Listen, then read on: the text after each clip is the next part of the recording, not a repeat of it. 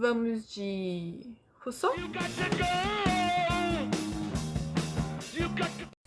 Salve, galerinha! Passando aqui para avisar que eu inverti a ordem. Era para ser primeiro Rousseau e depois Heidegger, só que eu acabei confundindo, colocando Heidegger em terceiro e Rousseau em quarto.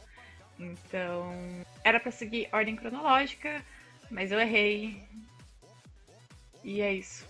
Continua aí o vídeo. Só uma erratazinha.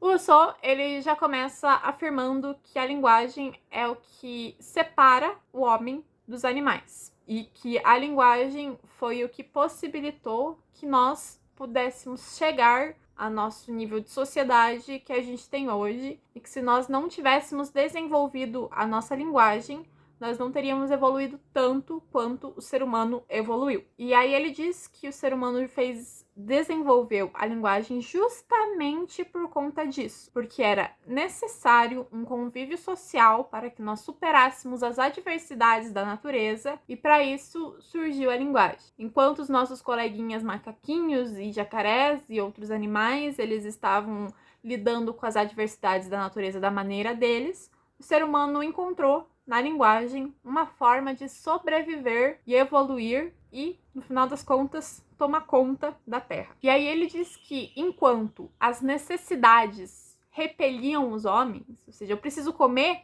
tem um cara aqui também perto de mim, pô, ele vai roubar minha comida, vou pra longe, vou ficar longe, vou ter um lugar onde a comida sobra mais pra mim. Os sentimentos uniam os homens. Então, enquanto as nossas necessidades nos afastavam, os sentimentos nos uniam. E por conta disso, dessa nossa falha, né? Porque enquanto os outros animais lá têm as necessidades deles, eles se unem para juntos conseguirem superar e conseguirem conquistar o que para eles é necessário, o ser humano acabava se repelindo, e aí a linguagem veio como forma de comunicar os sentimentos que nos uniam, e aí salvou a gente. Basicamente, esse é o pensamento de Rousseau. E aí ele fala um pouco sobre a diferença entre os hemisférios. Enquanto para ele o hemisfério norte tinha uma natureza hostil e mais rigorosa, o hemisfério sul era mais ameno e as pessoas que moravam nele não frequentemente enfrentavam as dificuldades da natureza. Que para mim é um pouco de elitismo aí do hemisfério norte, porque beleza, vocês têm a neve, que vocês precisam se virar,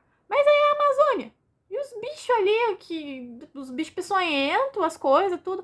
Eu não acho assim tão certo essa ideia do Rousseau aí, mas vamos seguir o baile, vamos entender o que ele quer dizer aí e seguir o baile. E aí, para ele, enquanto as pessoas do hemisfério norte passavam por mais dificuldade que as pessoas do hemisfério sul, as línguas do hemisfério norte são mais ásperas, mais exatas, para atender às necessidades dos falantes. Ou seja, para o Rousseau, as pessoas do hemisfério norte passavam por mais dificuldades, e aí, por conta disso, a linguagem precisava ser mais sucinta, precisava ser mais direta, precisava ser mais rápida, ter uma pegada maior. E aí, a linguagem acabou sendo mais áspera. E em contraponto, no hemisfério sul, as pessoas que não passavam por tantas adversidades assim, segundo Rousseau, a linguagem acabou sendo mais melódica, mais macia, mais agradável, por não ter essas adversidades da natureza tão fortes assim. Novamente, não concordo, mas cada um louco aí com as suas manias, cada filósofo com suas teorias. E aí, voltando lá à ideia de sentimento dele, a humanidade teve a necessidade de reconhecer o semelhante e criar vínculos afetivos para superar as adversidades naturais. Ou seja, a gente teve a necessidade de se unir pelo sentimento, logo a linguagem transmitia esse sentimento, então conseguimos chegar onde estamos. E aí ele fala algo que eu acho maravilhoso, que é sobre a linguagem e a tirania. Rousseau, ele define que a linguagem nasceu para ser livre e para comunicar os nossos sentimentos. Voltando lá, o sentimento nos unia, a linguagem surgiu para nos unir, para a gente virar o que a gente é. Então, a linguagem, em sua essência, ela deveria comunicar os nossos sentimentos. Então, quando nós estamos em um estado tirânico, quando está tendo uma ditadura, quando está tendo uma monarquia rígida, a tirania, ela domina o discurso